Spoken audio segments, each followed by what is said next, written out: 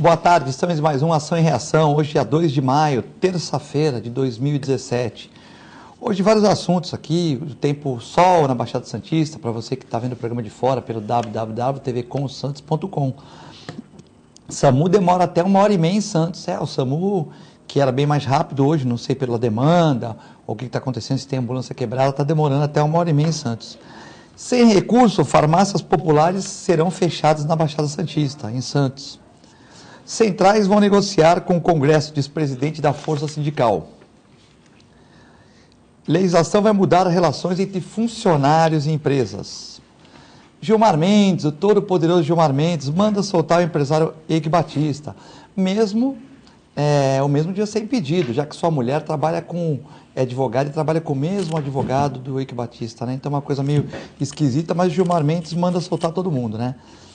Bom, hoje para fazer o programa temos aqui o José Carlos Clemente, diretor clínico da Multimagem, comentarista do Ação e Reação. Tudo bem, doutor Clemente?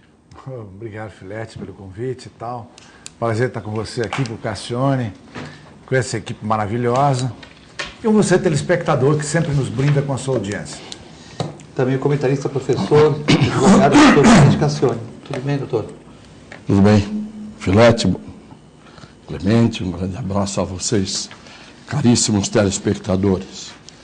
Gilmar Mendes está mandando... Hoje eu vou falar que nem jogador de futebol na entrevista coletiva. A gente tem que falar assim, com calma, falar baixo. A gente espera que a esperança seja a esperança. E Ainda dá? Porque eu estou com gripe, né? Então eu estou falando com voz de Cid Moreira hoje. Tá certo. Cassione, Gilmar Mendes manda soltar o empresário Eike Batista, mesmo sua esposa trabalhando no mesmo escritório de advocacia do advogado que está trabalhando em prol do Eike, né? O Gilmar Mendes concedeu habeas corpus na sexta-feira e liberou o Eike Batista e foi liberado pela Polícia Federal de Bangu. Eu diria uma palavra só: ação entre amigos, ou ação entre sacanas. Porque o Gilmar Mendes já pôs a cara de fora há muito tempo e não tem vergonha de mostrar qual é a camisa que ele veste, dependendo do jogo em que ele está. Clemente, tem um vídeo que... Eu concordo com o Cassione, é uma coisa absurda, tem até um vídeo na internet aí. Do Joaquim Barbosa, né? Joaquim Barbosa. Porque realmente é uma coisa absurda. Você tem um fato constatado, está lá, está determinado. E o óbvio que é a esposa trabalhando no mesmo escritório. Então, eu acho que o Cassione pode falar isso muito melhor que eu, mas mesmo a gente como leigo, que quando você tem alguém do seu convívio pessoal, do seu conhecimento, da sua intimidade, você normalmente declina dessa decisão e passa para alguém que seria realmente uma pessoa não suspeita, né, Cassione? Isso no direito chama-se impedimento. Quando você tem uma relação dessa, o réu é dono do escritório onde a sua mulher trabalha, você tem, pela lei, impedimento de atuar. Não é nem que você queira, por ética, deixar de atuar. Você está impedido, porque você tem dois casos de impedimento do juiz. Ou por suspeição, ou por impedimento mesmo. Então, a lei diz, está impedido, por exemplo, jurado. Não pode ser jurado, estamos impedidos de atuar como jurados. Quem for, marido, mulher, cônjuge, pai, mãe, etc., do réu, do juiz, do advogado, do promotor e assim por diante. E a suspeição acontece quando, mesmo não sendo um desses casos, descobre-se que aquele determinado juiz tem uma relação por baixo do pano com o réu que o torna suspeito de julgar. E aí o advogado ou o promotor apontam: suspeito. Suspeito por quê? Aí apresenta um motivo. Neste caso, o Gilmar Mendes, se não fosse impedido por lei, ele seria suspeito. Então ele passou por cima das duas coisas. A partir do momento em que o ministro do Supremo Tribunal Federal faz isso, o que é que você pode esperar dele como ministro do Supremo Tribunal Federal? Não é a primeira e não será a última. Lembrando que ele, Clemente, mandou soltar o José Riva, o ficha mais suja do país, com mais de 100 ações na justiça por corrupção e improbidade. E também o estuprador Roger Ademanci, condenado a 278 anos de prisão. É uma coisa muito louca, né? Eu acho que o Gilmar Mendes realmente está nos decepcionando. Ele começou há um tempo atrás, parece que falando uma língua muito convicta sobre a Lava Jato, sobre a responsabilidade do próprio Supremo, né, no encaminhamento disso e no impedimento de que isso fosse abafado de alguma forma pelos próprios senadores e deputados. Parece que estava sendo uma linha coerente com a sociedade, né, Cassione? Era uma linha coerente, na verdade, com a posição dele. Ele é tucano, sempre foi. Ele foi advogado-geral da União do Fernando Henrique Cardoso. Depois ele foi nomeado para o Supremo Tribunal Federal pelo Fernando Henrique Cardoso. Então, na verdade, ele era um petecida. Não é que ele fosse uma pessoa que fizesse justiça, porque justiça tem que fazer quem, estando lá, não sabe se o PT ou o PMDB ou o PSDB ou o João, o Pedro ou a Maria são réus.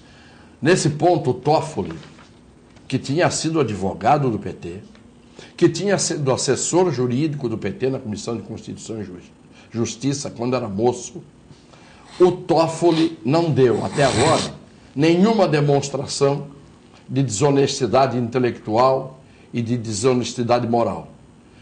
O Gilmar não. O Gilmar, ele assume mesmo a disfarçatez, não é? E eu quero que se dane se ele é ministro do Supremo Tribunal Federal, para mim não está dizendo coisa nenhuma, e eu, como advogado, que teria que poupar determinados ministros que julgam os meus casos, eu quero que se dane e digo aqui o que tem que ser dito, senão não adianta vir aqui ao programa para ficar simplesmente contando história da gata borralheira, né? O ministro Gilmar Mendes é um cidadão que faz as coisas de acordo com a cara que ele tem. Vocês já perceberam a expressão fisionômica dele, o fácies dele, não é? A condição antropológica, morfológica, o biotipo dele? As pessoas mostram. O Walt Disney, nesse ponto, foi genial. Ele punha a cara do bichinho de acordo com o que o bichinho era, não é? Então, o João Honesto, que era aquela raposa sem vergonha, né, tinha aquela cara de safada mesmo. Já o Mickey, o Pato Dono, o Pateta, então nem se fala, tinha aquela cara de bonzinho. Né? O Gilmar, retratado pelo Walt Disney, não é? E por Lombroso, Cesare Lombroso, que fez o biotipo do criminoso virar luz, numa época em que ele foi um gênio. O Gilmar Mendes não engana ninguém só pela cara. Diz que quem vê cara não vê coração, às vezes. Clemente, SAMU demora até 1h30 para socorrer pacientes Santos. Continuam recorrentes as reclamações sobre a demora da chegada de veículos do SAMU em Santos. Enquanto funcionários denunciam ambulâncias quebradas, a prefeitura afirma que, mesmo com os desfalques, a quantidade de viaturas é suficiente para o município de Santos. Eu diria que se o número de viaturas está suficiente, alguma coisa está errada. Ou o número de médicos não é suficiente, ou tem algum outro enrosco aí paralelo que a gente não está sabendo. Só para traçar um paralelo, e eu acho que uma coisa muito significativa, meu filho teve há 3 anos atrás, ele estava em Boston ainda, né, e voltou em 2015, e ele teve uma cólica renal, lá ele estava no complexo de Harvard, e ali é tudo próximo, então ele ia de metrô ou de ônibus, porque era tudo muito próximo, e um dia ele está esperando o ônibus, sentiu uma cólica renal. Imediatamente ele ligou e ele falou, olha, 3 minutos depois a ambulância já estava lá me pegando. 3 minutos, pessoal. Quer dizer, olha a eficácia, né? Lá é o SAMU de lá. É o SAMU de lá. Então, esperou 1h30, tem coisa errada, não é possível. Deve estar faltando ambulância, sim. Ou se tem ambulância não tem gasolina, que isso não é incomum. Ou tem ambulância, mas ela não tem manutenção, ela não roda. Ou falta médico habilitado para isso, respeitando o número de pessoas que tem, evidentemente, na cidade, dentro daquela área específica da atuação do SAMU. Eu acredito que deve ter um pouco de cada coisa, mas que tudo representa a incompetência do setor público na gestão de algo tão importante como o SAMU. Porque, puxa vida, a maioria dos países desenvolvidos, eu citei os Estados Unidos, que aconteceu exatamente com o meu filho, mas a gente pode polarizar isso para outros países, e se não vai ser em 3, vai ser em 2, ou vai ser em 5, mas, e menor do que isso, né, Cassione? A ambulância perfeitamente completa para atender os socorros básicos, até que ele chegue na unidade, seja coronariana, seja unidade respiratória, enfim. Algo que realmente nos surpreende, mas ao mesmo tempo deveria ser o que nós deveríamos ter aqui na nossa cidade. Né? Se prega tanto que a saúde está boa, que melhorou, e aí a gente vê que não é verdade, e esse é o caso específico para a gente concluir isso. Eu acrescento, Clemente, de forma irônica e cínica, um outro fator para esse problema do atendimento. Você disse, ou não tem ambulância suficiente, ou a ambulância existe, mas não tem os equipamentos, a começar pelos pneus e pelo combustível, para rodar, ou alguma coisa está errada além disso. Eu acrescento que deve ter, primeiro, uma abundância de clientes, de pacientes, de doentes. Então, deve ter muito mais doente do que seria desejável. Então, eu sugiro ao prefeito e àqueles que comandam a prefeitura, às vezes junto com ele, às vezes à margem dele, às vezes acima dele e às vezes abaixo dele, que esses baixem um decreto municipal proibindo um número de doentes acima de X. Então, que não se fique doente. Seria uma sugestão ótima para os governantes não serem cínicos. Porque não é só a corrupção do dinheiro, e também esta, evidentemente, a gente não vai falar dela agora, porque não é ainda o caso, mas a corrupção da falta de ética, de falta de sinceridade, de falta de capacidade de admitir os erros, de admitir a incompetência, de admitir as falhas, isso devia gerar cassação de mandato também. Porque quando se diz há um número suficiente de ambulâncias, é o caso de perguntar para quem? Suficiente para quem? Para atender quem? Para atender aquele que pode esperar 1 hora pelo socorro e pode morrer? Porque se eu pensar que é para atender a minha mãe, o meu filho, a filha, né, os meus entes queridos, é evidente que o tempo fica muito mais longo, as ambulâncias diminuem de número e o atendimento passa a ser insuficiente. O que a gente tem que pôr na cabeça é o seguinte: quando o Dr. Clemente fala que em Harvard levaram 3 minutos para chegar para atender o filho dele, que estava com uma cólica renal, isto assombra as pessoas que estão acostumadas à falta de atendimento público em todos os setores. Eu não tenho as contas aqui, porque eu não faço pesquisas, e nem as pesquisas são feitas como deveriam, para saber quantas pessoas morrem e quantas pessoas ficam com sequelas em razão da demora do atendimento entre o chamado e a assistência concreta.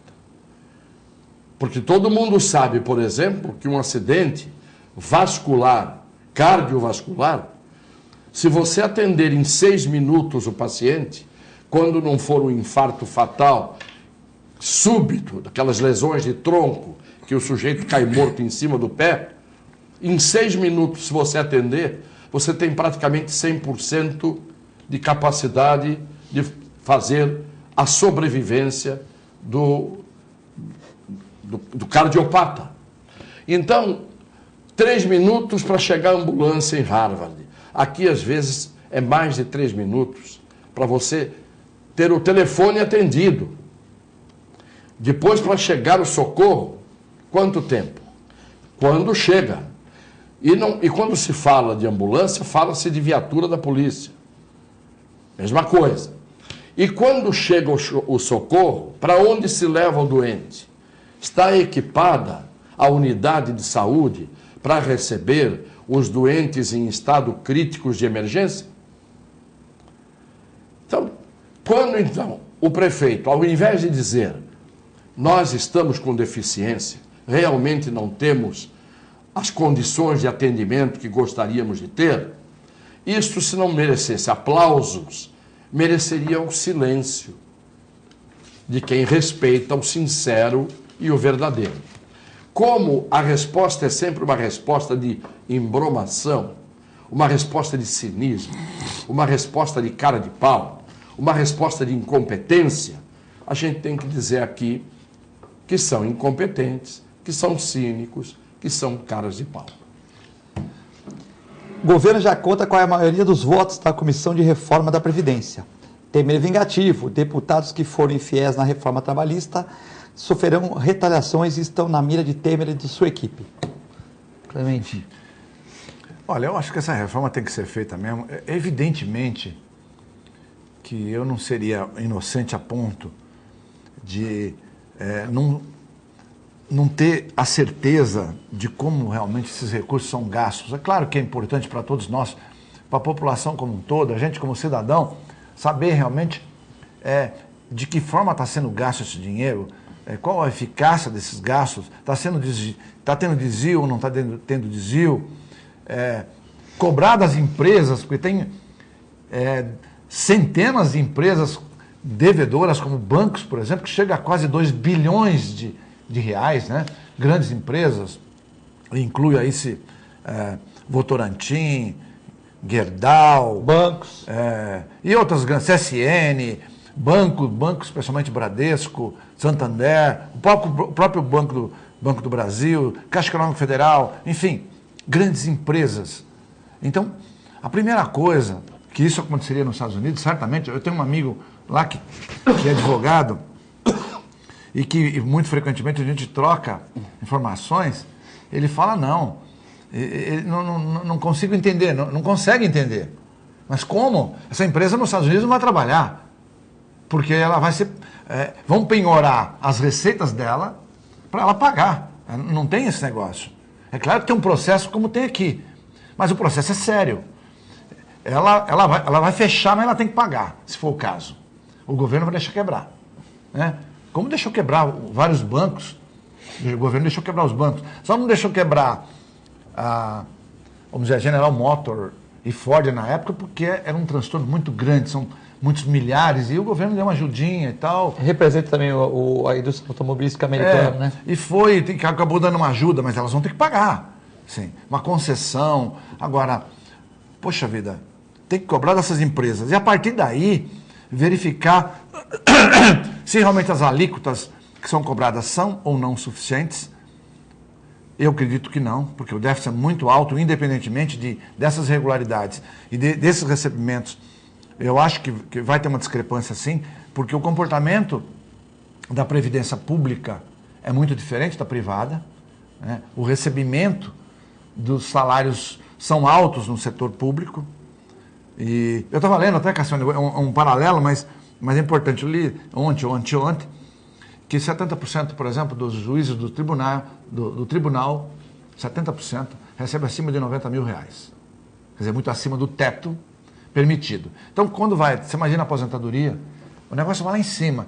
Então, há que se fazer uma reforma sim, uma reforma muito importante, porque daqui a algum tempo não vai ter dinheiro para pagar o benefício para aqueles que são merecedores. Então, eu sei que é uma situação dolorosa para todos, Eu próprio estou aposentado e é uma aposentadoria muito pequenininha, perto daquilo que eu contribuí. Eu acho que tem que tentar eliminar distorções, mas hoje a gente não tem muita escolha. Ou se faz uma reforma previdenciária e trabalhista, ou o Brasil vai continuar encalhado. Não é possível um país como o Brasil ter praticamente 80% das causas trabalhistas do planeta, com uma população que representa apenas 3% dessa população. Então, algo está errado, é preciso uma valorização maior das relações entre patrões e empregados, com maior fluência. E esse negócio das contribuições sindicais, já praticamente no mundo desenvolvido é assim, é facultativa. Então, o sindicato é que tem que correr atrás de dar alguma coisa mais suporte, né, pro sindicalizado, que pode ser a própria assistência jurídica, pode dar um clube, pode dar alguma coisa benéfica, pode dar saúde e tal, para que essas pessoas, então, voluntariamente contribuam, mas não que seja uma coisa imperativa. Cassione, muitas pessoas falam que a Previdência é hiperavitária, que 30% vai para a DRU, 13 milhões de desempregados, quer dizer, que nunca trabalharam, estão na Previdência, e é uma caixa preta. Na sua opinião, é uma caixa preta? Ela tem como pagar ou não tem como pagar mesmo? São duas reformas. A reforma trabalhista, indiscutivelmente, tem que ser feita. A reforma trabalhista é absolutamente necessária, sob pena de você continuar cada vez mais a ter um ônus para o empregador e até para o empregado. Porque às vezes o empregado não percebe, mas o grande ônus que o empregado tem muitas vezes é o de não conseguir ser empregado. Porque quando você tem 14 milhões de desempregados, é evidente que isso tem origem numa crise financeira, numa falta de condições de pagamento para que as empresas, para que aqueles que têm uma atividade, entre aspas, produtiva, possam contratar empregados e assim por diante. Mas uma parte não contrata porque sabe que contratar hoje um empregado no Brasil é contratar uma bomba relógio, que pode não explodir no primeiro momento, mas pode explodir lá adiante. Que a relação de confiança que tem aqui agora depois vira uma relação torpe mais adiante, gerando prejuízos e enriquecimento ilícito para muita gente que, à custa da lei trabalhista, ganhou muito mais sendo trabalhado que trabalhando. Isso é indiscutível. A reforma trabalhista tem que ser feita para o bem, não apenas dos empregadores, mas dos próprios empregados. Porque quando você tem um país em que todo mundo tem emprego, e todo mundo tem um emprego ganhando de forma digna e razoável e suficiente para manter as suas necessidades básicas e fundamentais, é evidente que ninguém vai falar em reforma porque a estrutura foi bem construída e funciona. Então, a reforma trabalhista tem que, evidentemente, ser feita. Agora, a reforma da Previdência, eu até há pouco tempo pensava que este argumento que dão de que se não se fizer uma reforma da Previdência, o país quebra e lá na frente ninguém vai conseguir receber a sua aposentadoria em razão exatamente do problema de caixa, eu hoje já não estou pensando assim, não. Eu já não estou pensando assim, não. Porque tem horas que a gente vai ouvindo um discurso feito de um lado só, que é o discurso dos que querem a tal reforma da Previdência por razões outras. E a gente vai ouvindo a gritaria dos sindicatos e de uma parte de trabalhadores que são, evidentemente, profissionais na gritaria, falando coisas que aparentemente são corretas. Os dois lados têm que ser vistos e ouvidos com um certo cuidado. O que eu quero dizer com isso é o seguinte: uma grande parte dos brasileiros recorre já hoje à previdência privada.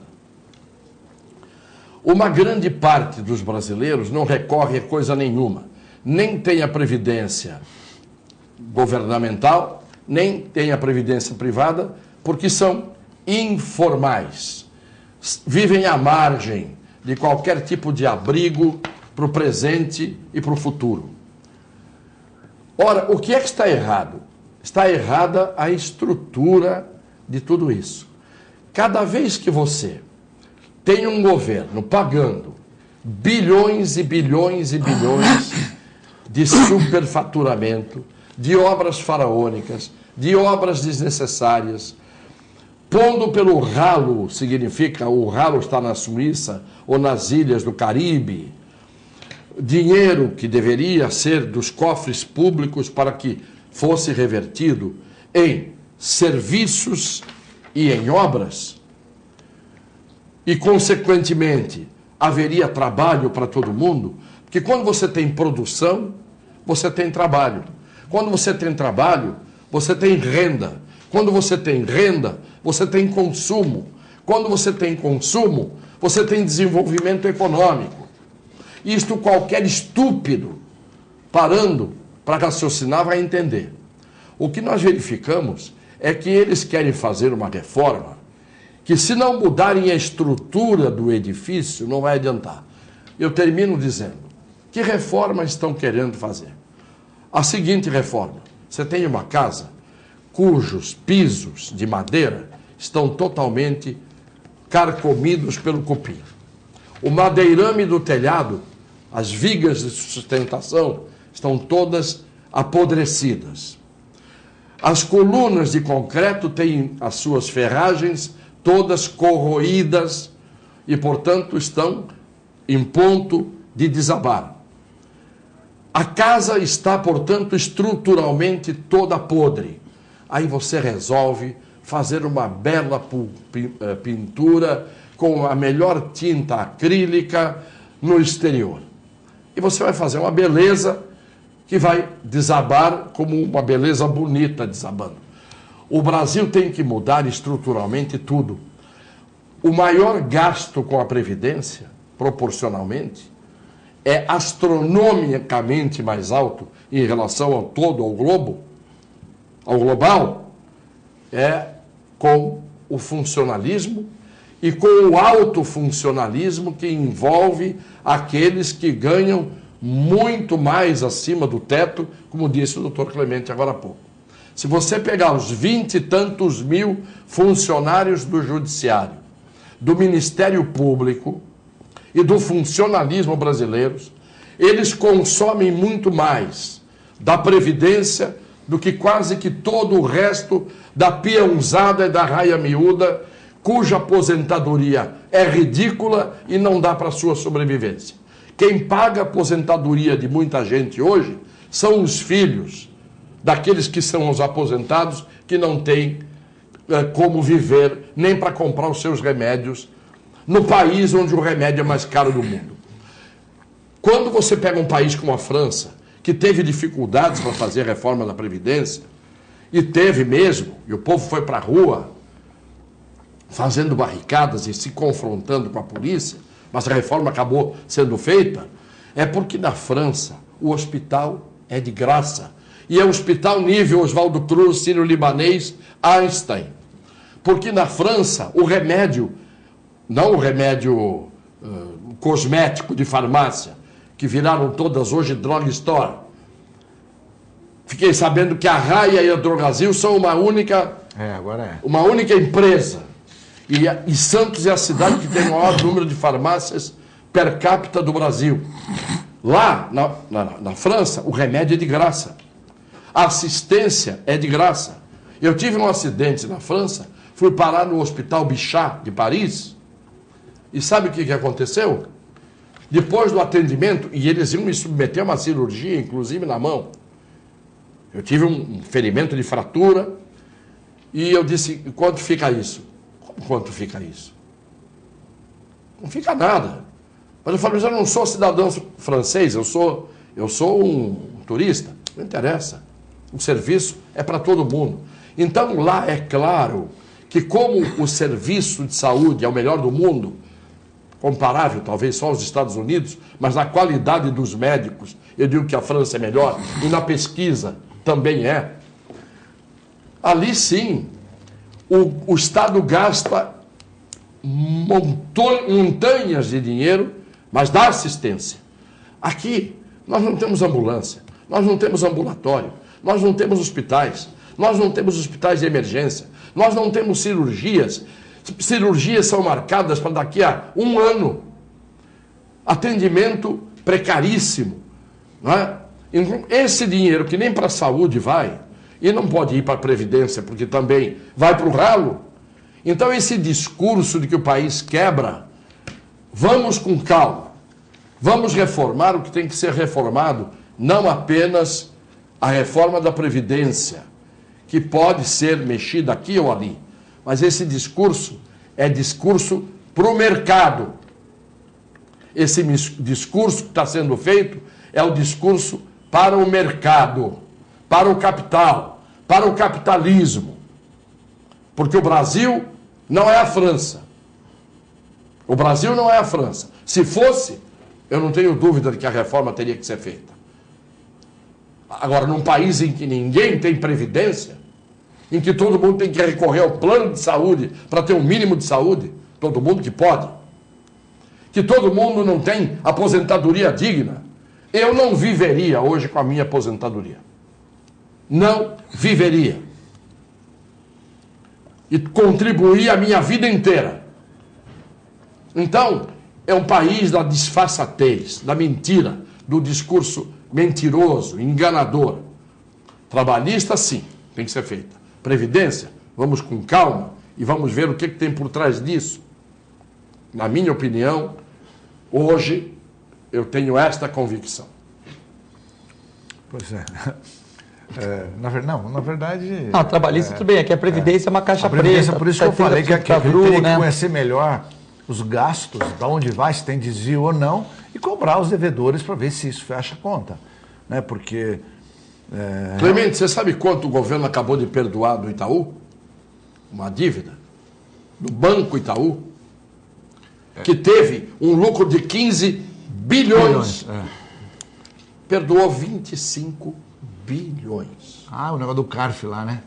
Conselho 25 bilhões. Que para eles não é nada. Que para eles não é nada. Põe na Previdência isso, vê se não ajuda. Aliás, o negócio do CARF lá, que é o Conselho Administrativo de Recursos Fiscais, na verdade, muitas empresas se beneficiaram de bilhões porque tinha esquema lá dentro do CARF para não pagar o imposto, né? Um imposto que deveria estar na conta da sociedade para ser distribuído para os vários setores e, no entanto, gente lá dentro manipulando, porque, evidentemente, você tinha esquema ali dentro, então o cara deve... Aconteceu com a Gerdau também, isso, né? Sim, com o seu Gerdau, sim, senhor. 1,3 bilhões de reais não pagos até com o Banco Safra. Banco Safra, 2,1 bilhões de reais, que também o CARF depois não achou nada, está tudo bem, está tudo arrumadinho, pronto. A troca de alguns favores, né? E isso não é cobrado. Então, realmente, as coisas não podem andar. Não tem... Aí fala, não tem dinheiro para fazer investimento no Brasil. Não vai ter dinheiro dessa forma. Nunca. Nós vamos a um breve intervalo. Se você quer fazer uma pergunta para o Cassione, para o Dr. Clemente, mandar uma crítica, uma sugestão, 99711-5545. Nós vamos ao intervalo, é muito rápido, já voltamos.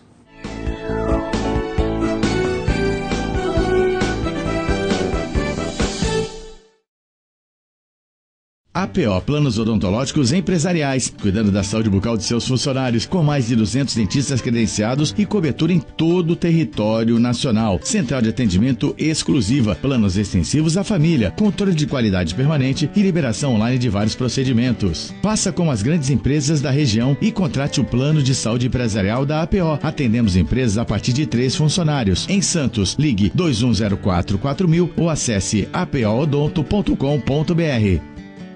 A Clínica Multiimagem é especializada em exames de radiologia e diagnóstico por imagem, investindo continuamente em tecnologia e trazendo constantes inovações para proporcionar à comunidade médica e seus pacientes diagnósticos ainda mais precisos. Sua nova e moderna estrutura, aliada à tecnologia de ponta, juntamente com o corpo clínico especializado, tornam a clínica Multimagem um dos centros de diagnósticos por imagem mais avançado do estado de São Paulo. Entre em contato pelo telefone 3202-1250.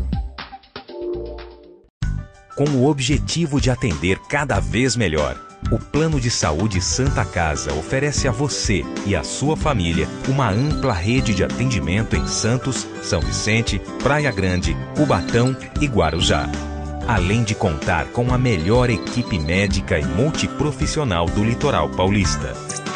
Plano de Saúde Santa Casa de Santos. O melhor atendimento em plano de saúde. 3226-6200. Sintracomos, um sindicato forte a serviço do trabalhador. Este é o Sindicato dos Trabalhadores das Indústrias da Construção Civil, Montagem e Manutenção Industrial e do Mobiliário de Santos, Cubatão, Guarujá, São Vicente, Praia Grande, Mongaguá, Itanhaém, Peruíbe e Bertioga. Associe-se ao Sintracomos e faça parte da nossa família. Administração, Presidente Macaé Marcos Braz de Oliveira. Sindicato dos Trabalhadores Municipais de Praia Grande, há mais de 20 anos levando aos seus associados planos de saúde e convênios, assistência odontológica e jurídica, curso de capacitação e outros benefícios, dando aos servidores melhores condições de trabalho e qualidade de vida. Para mais informações, acesse o site www.sindicatopraiagrande.org. APO Planos Odontológicos Empresariais, cuidando da saúde bucal de seus funcionários, com mais de 200 dentistas credenciados e cobertura em todo o território nacional. Central de atendimento exclusiva, planos extensivos à família, controle de qualidade permanente e liberação online de vários procedimentos. Faça como as grandes empresas da região e contrate o plano de saúde empresarial da APO. Atendemos empresas a partir de 3 funcionários. Em Santos, ligue 2104-4000 ou acesse apoodonto.com.br.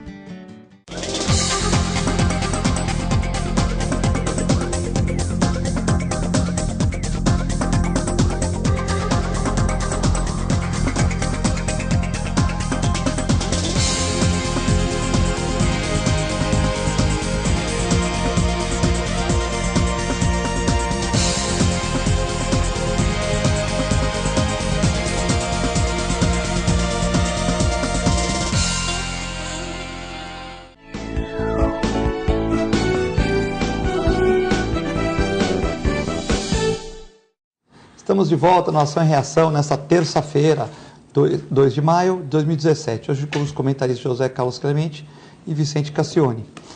Preso da impunidade, foragido por morte de médico no Hospital Ana Costa, é preso por suspeita de outra morte.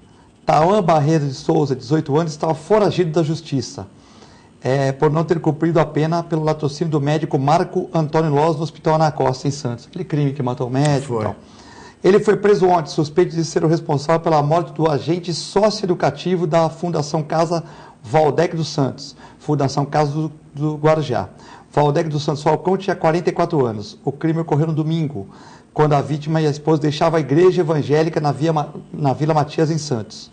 Taô foi reconhecido pela mulher da vítima, que não teve dúvida e apontaram o rapaz como responsável pelo crime. Questionado sobre problemas que ele teve com o agente Valdec, ele disse que não tem conflito, não guarda mágoa de nada, mas matou o agente. Tauan negou o crime e disse que apenas passou para comprar maconha no local. Clemente, é complicado, né? O cara já matou o médico, foi para a Fundação Casa no Guarujá, saiu de lá e matou o agente que tomava conta dele lá. É um absurdo, né?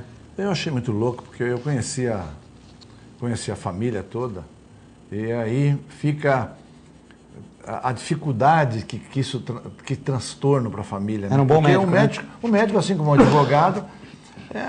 Era um domingo, o cara estava saindo do hospital, era domingo, um feriado, ele foi passar visita, né? Pois é. Morreu. A profissão liberal, né? E muitas vezes o homem é o provedor da casa mesmo. Aí acontece um negócio desse, aí a esposa fica sem menor condição, os filhos acabam tendo dificuldade até para continuar os seus estudos.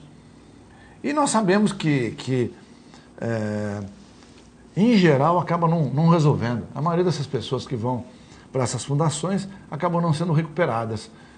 Não sei se pelo sistema, ou realmente pela grande dificuldade, ou pela fórmula inadequada de utilizar isso, mas o fato é que a população, por isso que a população brasileira defendia isso, praticamente a Folha publicou isso, que 90% era favorável à redução da idade da pena.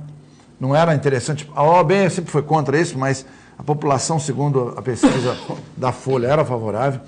E é o que existe nos países desenvolvidos. A Alemanha, a partir de 12 anos, os Estados Unidos, até 10 anos, você coloca o cara como um adulto. Ele pode ficar temporariamente isolado, mas depois ele continua cumprindo a pena. Passa para o psicólogo para ver se ele tem entendimento daquilo, né? Passa, tenta ajudá-lo, fazer transformações sociais. Em muitos lugares você tem uma educação técnica e se trabalha, enfim. Mas o fato é que no esquema nosso, eu vejo pouca chance de você ter uma recuperação e a maioria volta a delinquir. Cassione, já tinha matado o médico, era um excelente médico, e agora matou o agente que tomava conta dele na Fundação Casa. É um absurdo, né? Bom, em primeiro lugar, é Cauã o nome dele, não é isso? Cauã. Existe um Cauã em cada quarteirão. Tauã Barreiro de Souza. Muito bem. Existe um Tauã em cada esquina e em cada quarteirão das nossas cidades. Isso é um problema hoje que, na minha opinião, não tem solução. Tudo o que passa de um determinado ponto não tem mais solução. Você tem solução até o momento em que você pode parar o avião quando ele está acelerado para decolar.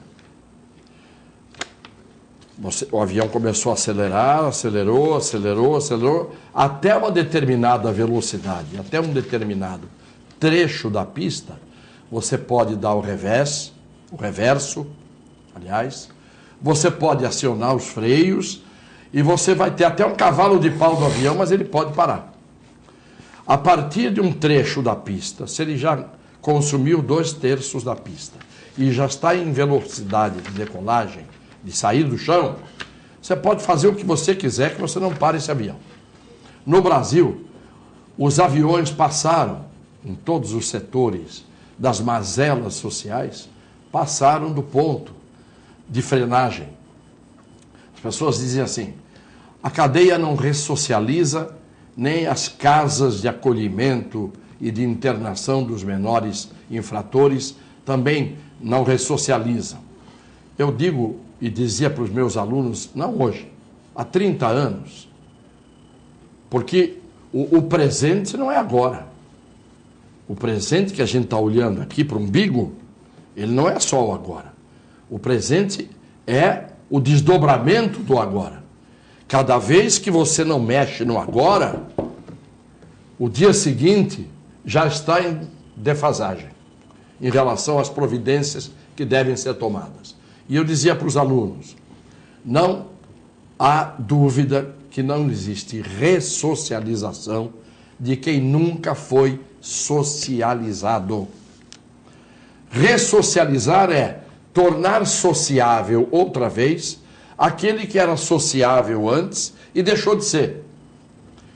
Esses delinquentes que estão aí e que nascem praticamente com a cultura da delinquência e que nascem até geneticamente, trazendo a herança da delinquência, aqueles que são educados para a delinquência, aqueles que aprendem desvalores que levam à delinquência, não adianta você trancar em algum lugar e achar que ali, com um discurso e com uma bênção, você vai tornar sociável esse indivíduo.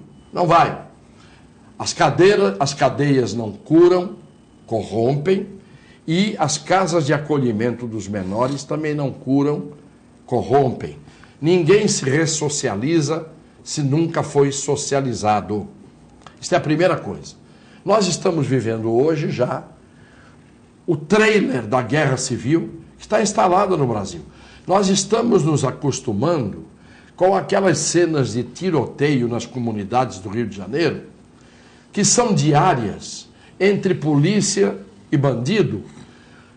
Isso o que é senão uma guerra civil? E qual é o país do mundo que você tem a céu aberto, à luz do dia, em todos os lugares das comunidades, tiroteios permanentes? Tiroteios entre bandidos que são crianças, às vezes. Então não tem jeito, não há solução. Se você reduz a pena, reduz a idade, tudo bem. Eu fiz um projeto, quando eu era deputado, no sentido não de reduzir a idade. Eu ia mais longe.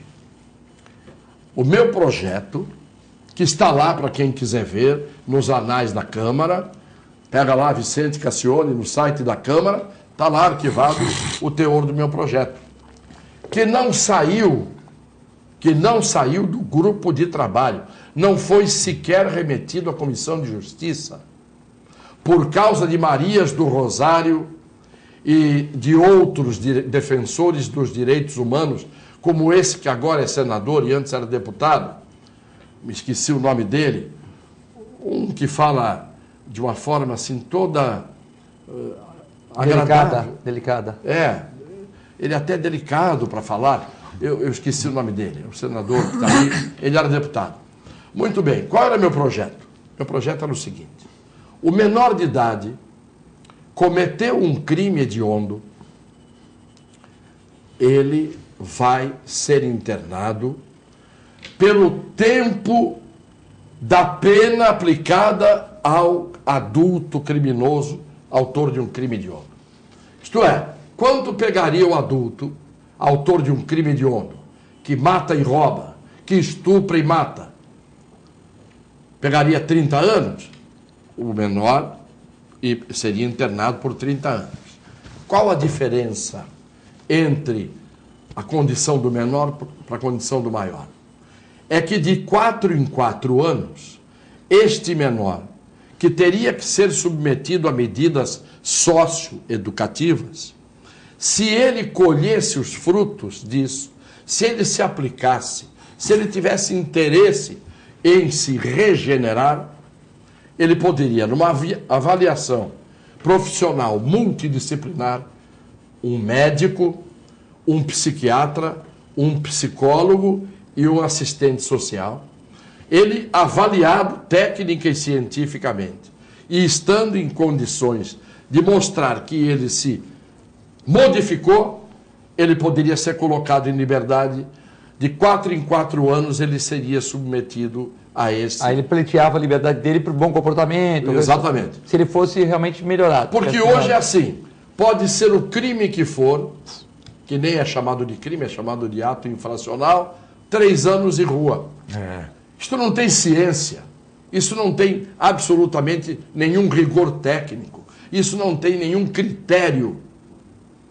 Agora, do jeito que eu fiz, o menor poderia ficar 30 anos, como ficam em vários países civilizados do mundo. E não sai mais, se a periculosidade não cessa, se o menor é um psicopata incurável, se o menor não se regenera, ao contrário, se ele foge, se ele promove a rebelião, se ele mata ali dentro, ele vai continuando. O meu projeto, que foi feito em 1997, se não me engano, esse projeto não foi sequer, errei, foi no segundo mandato, foi em 2004. O presidente da Câmara era o João Paulo Cunha. O João Paulo Cunha pôs na gaveta, porque os cupinchas dele, que eram a Maria do Rosário, essa que está citada aí na lista da Odebrecht, e que falava tanto em direitos humanos, né? Ela e outros dos direitos humanos que foram para a comissão, o presidente era o Osmar Serralho, da comissão. Eu era o próprio relator do meu projeto. O Osmar Serralho, que hoje é o ministro da Justiça, era o presidente. Ele estava a favor do projeto, eu estava a favor, evidentemente, o projeto era meu. Na votação, gaveta. Entendeu como é que funcionam as coisas? Gaveta. Assim. Então, nós vamos ficar vendo tauãs matando médicos, matando pessoas, matando gente, gente matando gente, numa sociedade que está a passos largos caminhando para um conflito cruento, sangrento, até porque não temos lideranças civis e não temos uma política que pudesse dar uma reestruturação na realidade social brasileira. Quando você não tem liderança, a revolução é difusa, a guerra civil é tiro para todo lado, todo mundo é inimigo de todo mundo. É isso que vai acontecer no Brasil. Eu não estou dizendo isso hoje. Eu dizia isso numa palestra que eu tenho gravada em 1973. Faz 44 anos. Porque a gente observa, se a gente é professor, se a gente é estudioso, se a gente corre o mundo, se a gente conhece história, a gente sabe como é que a sociedade termina quando começa do jeito que nós começamos lá atrás. O Iel Vilas Boas manda um abraço para vocês. Como aceitar o Meirelles, Clemente, um banqueiro aposentado que assume o ministro da Previdência, transformando numa Secretaria da Fazenda, ou seja, que ele joga a Previdência para a Secretaria da Fazenda. O Uriel está reclamando aqui do ministro Meirelles que acabou com o Ministério da Previdência. O Meirelles, na verdade, eu acho até uma pessoa competente. Ele sabe, foi presidente de um grande banco americano, quer dizer, trabalhou relativamente bem no governo passado, mas eu não sei se ele está sofrendo alguma pressão para fazer alguma coisa ou não. De qualquer forma, eu prefiro acreditar nele como uma pessoa bem intencionada, que está olhando os números, não sei se de forma adequada, isso já não sei, que é o que o Cassione chamou a atenção. Quer dizer, tudo bem, se me provarem que está insuficiente, vamos dizer assim, a arrecadação está insuficiente, realmente eu tenho que dar um jeito de resolver isso e tal. Mas será que está mesmo? Será que porque existe um monte de vídeo aí que diz que não, a arrecadação é mais que suficiente, é que determinado dinheiro é desviado para cá, ou é desviado para lá. O Léo da Praia Grande está falando assim, Cassione, se acabasse com a tal de DRU, como o Filete falou, criada pelo governo Fernando Henrique, as verbas das previdências seriam deficitárias? Aí não precisaria fazer reforma nenhuma, era só fazer a reforma trabalhista mesmo, é o Léo da Praia Grande. Eu acho, o Clemente tem razão, o Meirelles é competente, é muito inteligente, e é por isso mesmo que eu tenho medo do que ele faz, porque quando o sujeito não é competente, não é inteligente, ele faz burradas, não é? O Meirelles, ele foi banqueiro, não é? Diretor de banco e banqueiro é a mesma coisa. E ontem eu ouvi uma piada, perguntaram para o sujeito o seguinte: o senhor quer fazer, o senhor precisa fazer um transplante do coração. E tem um banqueiro aí que tem um coração disponível, era do banqueiro. O que vai ser transplantado, ele diz, não, se era de banqueiro eu não quero. Por quê? Porque banqueiro não tem coração. Não existe coração. O coração de banqueiro não serve para transplante, porque o banqueiro não tem coração. É uma piada que mostra ele bem... Ele só vê o dinheiro. Ele só vê o dinheiro. Você acha que o DNA do Meirelles é o quê? É o de São Francisco de Assis? É o do Frei Pio? É da Madre Teresa de Calcutá? É o do Papa Francisco? Meu Deus do céu. Põe Trump nisso, meu Deus do céu. O Brito do Setaporte manda um abraço para todos. E tem a pergunta aqui de uma pessoa que não quis se identificar, mas é interessante. Não quis se identificar. O Brito está mandando um abraço para vocês aqui, o programa está muito bom. A dona Norma falando que o Joaquim Barbosa já falava que o Gilmar Mendes estava avacalhando o judiciário, Cassione, isso há 4 anos atrás. E o Joaquim Barbosa também tirou o time do campo muito cedo e foi curtir a vida. Também não aceito isso de um homem que é idealista. O idealista vai até o talo e até o fim. Então, com todas as virtudes de Joaquim Barbosa, ele não teve a persistência, o idealismo, a entrega que os homens diferenciados têm que ter. é o que diferencia os Dom Quixotes da vida daqueles que num determinado momento dizem: agora eu vou viver com a minha régia aposentadoria e vou fazer palestras pelo mundo afora e vou ficar fora do jogo. Sair fora do jogo é muito cômodo. Não é? Então, a crítica que eu faço ao Joaquim Barbosa é essa. E pior que no momento em que ele estava com apoio popular todo. Tinha tudo para mudar. Tinha tudo para mudar, né? Sendo cogitado, inclusive, para a presidência da República. Era o Moro de hoje, né? Ele estava com uma credibilidade tão grande dentro do Supremo que eu concordo com o Cassiano. Ele poderia fazer realmente grandes mudanças ali, mostrar uma outra face do Supremo, que não é uma face boa que nós temos hoje. O Cassiano mesmo comentou isso aí, quer dizer, ele como advogado ou como pessoa, e eu também posso dizer como cidadão, mas se fosse advogado eu diria a mesma coisa, uma decepção muito grande com a maioria desses membros do Supremo. É tudo carta marcada. A gente está vendo agora no TSE, já estão anunciando a votação, não vai ser 5-2. Quer dizer, todo mundo já sabe quem vai para onde e evidentemente que essas pessoas foram indicadas e por conta disso vai seguir realmente os interesses. Claro. E você viu que o Caixa 2 era um crime hediondo, enquanto era só o PT que estava no palco, com a luz em cima. Quando todo mundo entrou na história do Caixa 2, o Caixa 2 não é crime. Tá certo?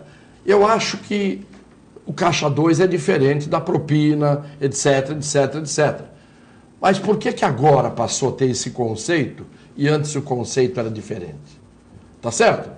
Ou você pensa sempre do mesmo jeito, que o Caixa 2 é uma indecência, ou você diz, não, o Caixa 2 é uma coisa, receber dinheiro por fora de propina é outra. Tudo bem, mas deveria ser sempre assim o conceito e o juízo a respeito do Caixa 2. E uma outra coisa que eu li ontem no Estadão, que eu achei realmente uma coisa absurda, os partidos, quando vai fazer vamos dizer, a entrega da declaração do que houve nas eleições e tal, referente, aí inclui fundo partidário, tal, as doações e tal, ele vai fazer uma apresentação realmente para que seja avaliada e dentro da lei está dizendo que 10% do valor arrecadado pode ser de forma irregular.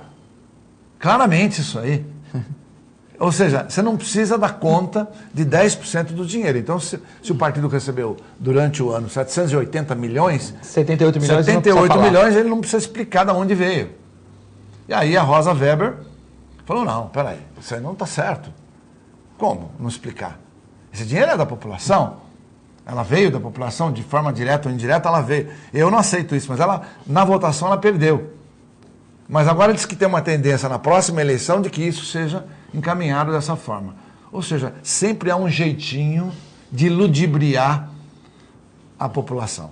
Sempre. A Vilma parabenizou o Cassiano pelo trabalho, pelo projeto, e que disse que ato inflacional já era. Saem fazendo mais mortes por aí. Né? Agradeço a todos, o Clemente também, evidente. Isso. A gente deve aos telespectadores, não apenas só aqueles que se comunicam conosco durante o programa, mas aqueles que nos encontram na rua e manifestam o apoio ao que a gente faz aqui, como aqueles que nem encontram a gente na rua, nem escrevem para cá, mas estão nos vendo e nos honrando com a sua atenção, a gente agradece sempre. E é isso que nos motiva a estar aqui. A Juliana, deixar registrado aqui, que ela falou que essa é a melhor dupla de comentaristas da TV brasileira. Bom, a opinião da Juliana, que manda no Canal 3, muito obrigado. Então, nós agradecemos aqui, né? Opinião feminina aqui da Beth, a Juliana, a Vilma.